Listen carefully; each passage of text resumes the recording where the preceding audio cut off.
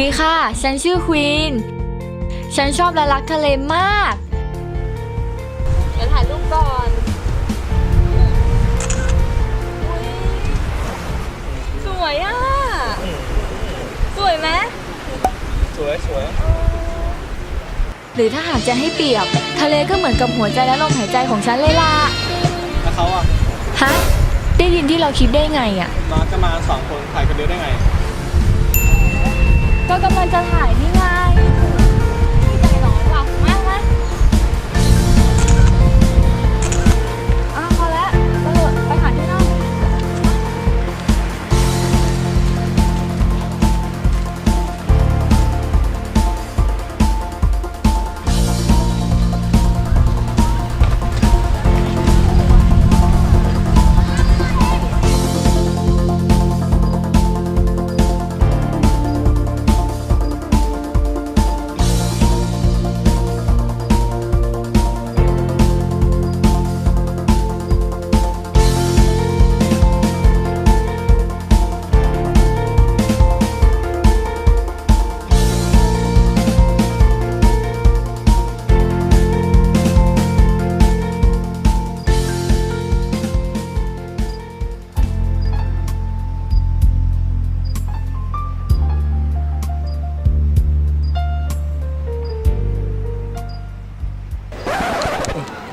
มองอะไรเปล่าไม่ได้มองก็เห็นอยู่ว่ามองก็แค่คิดว่ามีคนแบบนี้เยอะคงดีแล้วมันดียังไงอ่ะก็ชายหาดจะได้สวยๆไงคนจะมาเที่ยวเยอะแต่ก็อยากให้มีคนอีกเพศหนึ่งนะแบบไหนอ่ะคนที่ทิ้งขยะไปที่มันทางไม่ได้ล่าแบบนี้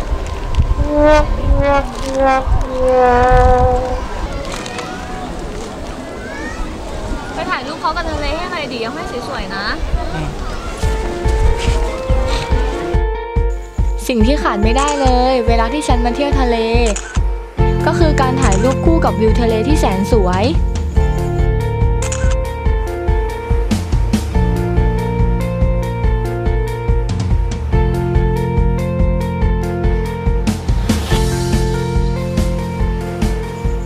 แต่วันนี้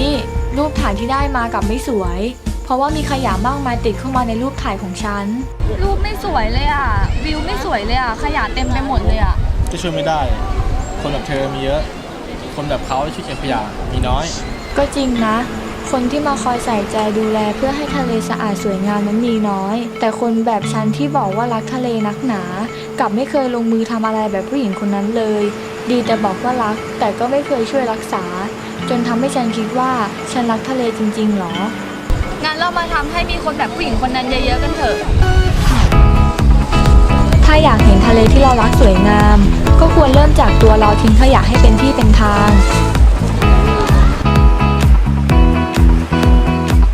ช่วยกันเก็บคนละไม้ละมือคอยดูแลรักษาความสะอาด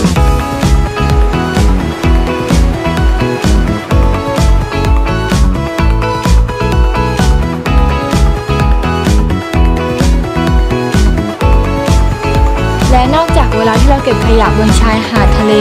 เรายังดูสวยมากกว่าตอนที่เราทิ้งขยะอีกด้วย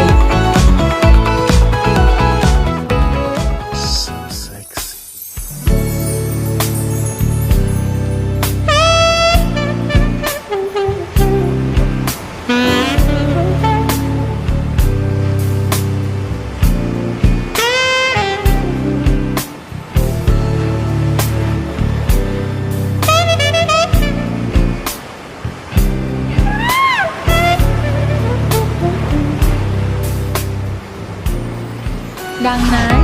ถ้าอยากให้มีวิวทะเลสวยๆไม่มีขยะก็อย่าลืมช่วยกันดูแลรักษาความสะอาดกันด้วยนะคะ